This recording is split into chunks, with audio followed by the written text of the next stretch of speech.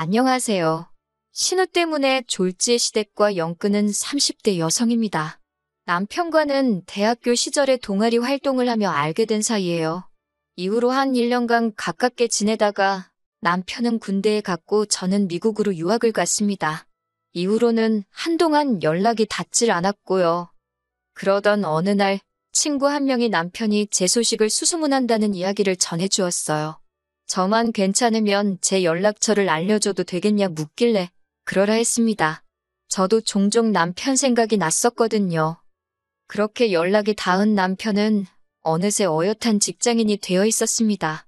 대한민국에서 몇 손가락 안에 드는 대기업 인사팀에서 일하고 있더라고요. 당시 저는 서울에 있는 상급종합병원 기획팀에서 근무하고 있었고요. 이후로 매일같이 남편이 연락을 해왔습니다. 회사와 저희 병원이 멀지 않다 보니 커피 한 잔, 맥주 한 잔 그런 약속을 거절하는 것도 쉽지 않았네요. 그래서 솔직히 한동안은 남편이 귀찮기도 했는데 남편은 눈치도 없는 사람 마냥 거의 반년을 한결같이 들이대더라고요. 그런 남편에게 결국 제가 마음의 문을 열면서 저희는 진지하게 사귀게 되었습니다. 이후로 2년의 연애 끝에 남편이 프로포즈를 해왔지요.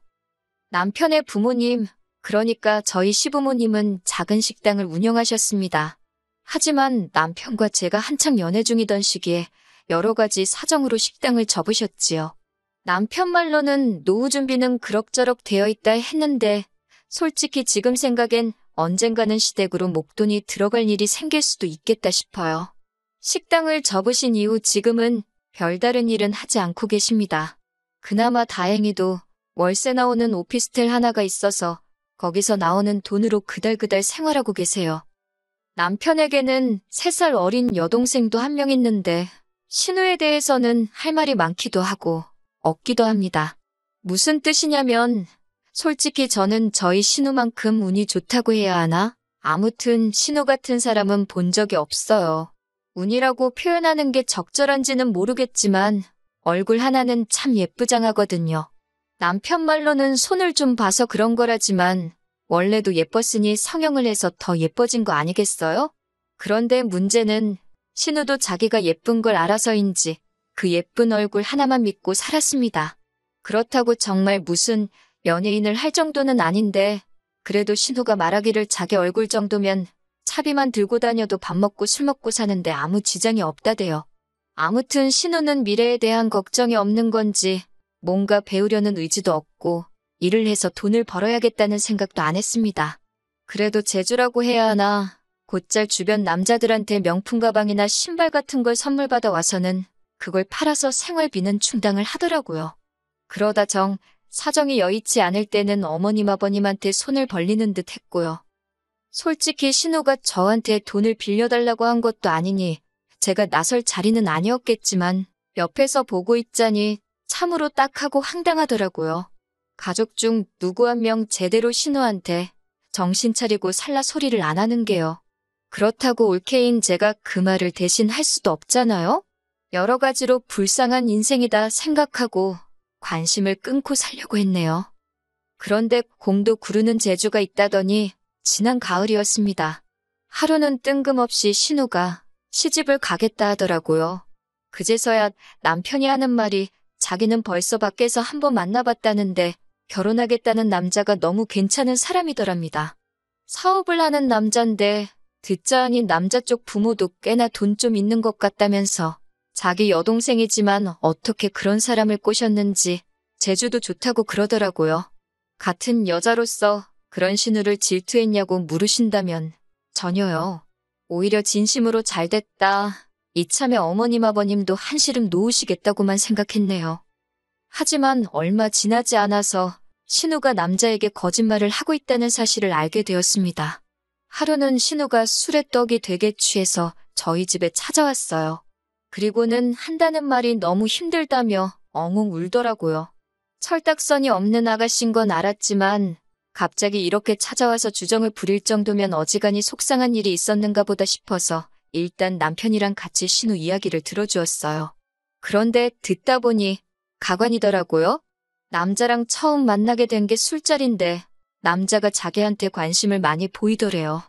그래서 잘 보이고 싶은 마음에 어디 여대를 나와서 지금 병원에서 근무한다고 그랬답니다. 알고 보니 대충 제가 했던 대학 이야기나 직장생활 이야기에 자기 멋대로 살을 붙여서 거짓말을 했더라고요. 그런데 며칠 전 남자 부모를 만나고 왔는데 그 부모도 대학이나 직장을 또 물어보더랍니다. 부모님은 뭐 하시는지, 돈은 얼마나 모아뒀는지 그런 것도요. 자기 거짓말이 눈덩이처럼 불어났다며 힘들어 죽겠다 하는데 달리 해줄 말도 없고 그저 신우가 딱하고 큰일 났다 싶었지요. 신우 이야기를 하다 보니 다시 기억 하나가 떠오르는데 사실 저도 남편과 결혼할 때 양가 부모님의 축하만 받은 건 아니었어요. 저희 친정 부모님께선 사위감인 제 남편은 너무 마음에 드는데 사돈 될 사람들이 영 별로라며 아들 하나 대기업 다닌다고 목에 힘주는 꼴이 기가 차신다고요. 저희 부모님 입장에서 그런 말이 나올 만도 했던 게 어떻게든 조금이라도 더 도와주고 싶어 하셨던 친정부모님과 달리 시부모님께서는 지들 둘이 좋아서 하는 결혼에 부모가 뭐 도와줄 게 있냐며 둘이 알아서 하라고 하셨거든요. 그러면서도 받을 건 받아야겠다며 저한테 말도 안 되는 예단을 요구하셨고요. 당연히 저희 친정에선 난리가 났고 급기야 남편을 불러다 이 결혼은 허락 못한다 하셨습니다. 저도 친정 부모님이 반대하는 결혼은 할 생각이 없었기에 남편에게 헤어지자 했었고요. 그러자 남편이 그 길로 저를 데리고 어머님 아버님을 찾아가 아들 팔아 장사하냐고 덤비더라고요.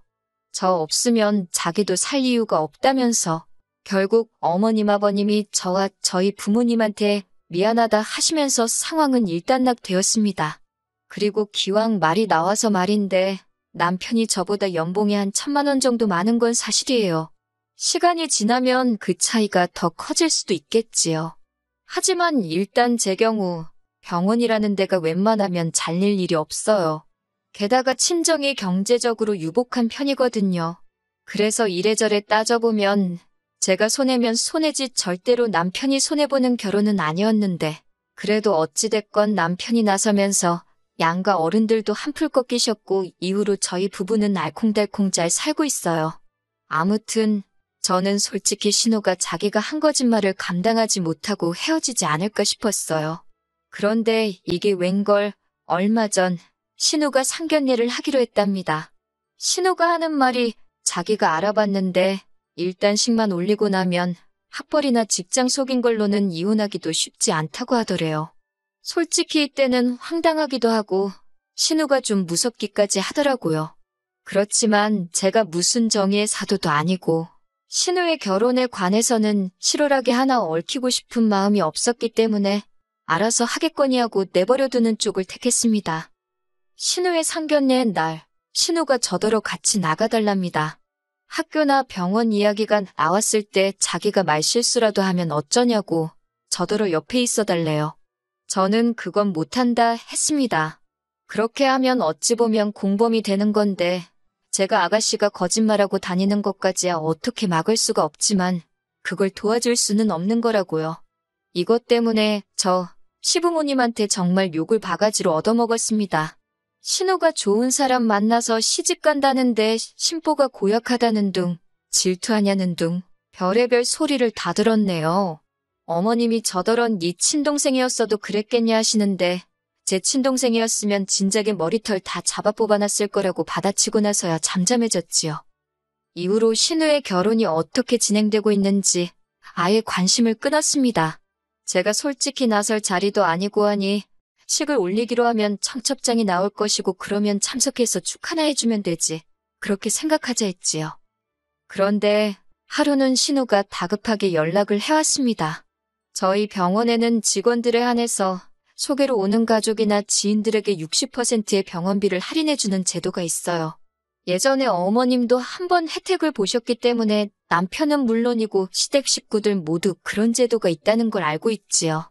그런데 신우가 갑자기 그걸 이야기하면서 자기 시어머니 되실 분이 저희 병원으로 가고 있다는 겁니다. 다른 병원에서 백내장 수술을 하기로 하셨는데 자기가 아무 생각 없이 그 병원 너무 비싸다며 그 혜택 이야기를 했다는 거예요. 자기는 돈이 없으신 분도 아니고 해서 할인받자고 병원을 옮기실 줄은 몰랐다면서 그러면서 저더러 일단 제 이름으로 할인 좀 해달랍니다. 자기는 지금 지방이라서 병원에 쫓아와 볼 수도 없다고. 이게 무슨 말도 안 되는 상황인가 싶어서 황당하기 짝이 없더라고요. 무엇보다 그 2번의 혜택 중 이미 한 번은 연초에 쓴 상태였고 남은 한 번은 저희 이모가 쓰기로 되어 있었어요. 복잡한 치과 치료라서 돈이 많이 들기도 했고 그런 걸 떠나서 진작부터 이모한테 쓰게 해드린다고 약속해 놓은 상황이었으니까요. 신우한테도 알아듣게끔 상황 설명을 했지만 신우는 막무가내였어요. 자기가 시어머니 될 사람한테 개망신 당하기를 바라냐면서 저도 신우의 그런 태도에 화가 많이 났고 결국 개망신을 당해도 어쩔 수 없다. 내 입장에선 이모랑 한 약속이 더 중요하지. 이렇게 막무가내로 나오는 건 들어줄 수가 없다고 칼같이 선을 그었네요. 그리고 무엇보다도 아가씨 거짓말에는 조금도 얽히기 싫으니 와서 아가씨가 직접 해결을 하던지 하라고요. 그리고 결론부터 말씀드리자면 그 남자 쪽 어머니란 분 보통이 아니시더라고요. 이미 상황 파악을 다 했다며 신우를 통해 알려오길 병원에 백내장 수술하러 온다는 것도 핑계에 불과했고 사실은 신우가 진짜 병원에서 일을 하는지 확인하러 온 거였다대요. 그뿐만 아니라 신우가 나왔다고 한 대학교에 가서 졸업생 이름에 신우가 있는지도 확인하고 왔다고요. 여기까지 듣는데 저는 솔직히 소름이 다 끼치던걸요. 시어머니 될 사람이 내 뒷조사를 하고 다녔다니 상상만으로도 끔찍하잖아요. 하지만 신우는 그쪽에다 대고 왜 내 뒷조사를 하고 다녔냐고 제대로 따져보지도 못한 모양이었습니다. 그도 그럴 것이 신우가 벌려놓은 거짓말이 너무 많았으니까요. 솔직히 저는 오히려 그쪽에서 신우 머리채 안 잡은 게 용하다 싶대요. 이 일로 저는 또다시 시부모님한테 정말 욕을 있는 대로 들었습니다. 애시당초 신우가 거짓말을 했다는 사실은 아랑곳하지 않으시고 이 모든 게 마치 제가 신우한테 질투를 해서 협조를 안 해줘서 신우가 파혼당했다는 식으로 말이지요. 그러자 남편이 또 한 번 나서서는 어머님더러 부끄러운 줄 아시라고 소리를 지르대요. 딸이냐고 하나 있는 거 단속도 안 하고 지멋대로 살게 내버려 두실 때는 언제고 이제 와서 시집 못 가는 걸 누구 탓을 하냐고 말이에요. 그러면서 남편이 이제 자기도 전부 다 포기라고 악을 썼습니다. 어머님 아버님한테도 실망이고 신우도 동생만 아니면 욕을 퍼부어 주고 싶다며 다들 정신 차릴 때까지 연락하지 말라고요. 저는 솔직히 남편이 제가 하고 싶은 말을 다 해줘서 고맙기도 했고 끼어들기 싫어서 그냥 가만히 듣고만 있었습니다. 그러자 얼마 뒤 그렇게 저를 못 잡아먹어 안달이실 땐 언제고 어머님이 한번 만나자며 연락을 해오셨어요. 하신다는 소리가 저희 친정의 이야기에서 어디 격리자리라도 하나 소개해주면 안 되냐입니다. 어이가 없어서 어머님께 신우한테 돈 관리를 맡기라니 고양이한테 생선을 맡기는 꼴이지 않냐고 되물었네요. 이후로 벌써 몇 달이 지났고 왕래는 없습니다. 가끔 신우가 죽는 소리 하느라 남편한테 전화는 하는 눈치더라고요. 그런데 남편의 단호한 태도를 제 눈으로 벌써 2번이나 봐서 그런지 별 걱정은 안 되네요. 앞으로도 남편만 믿으면서 살면 될 것 같습니다.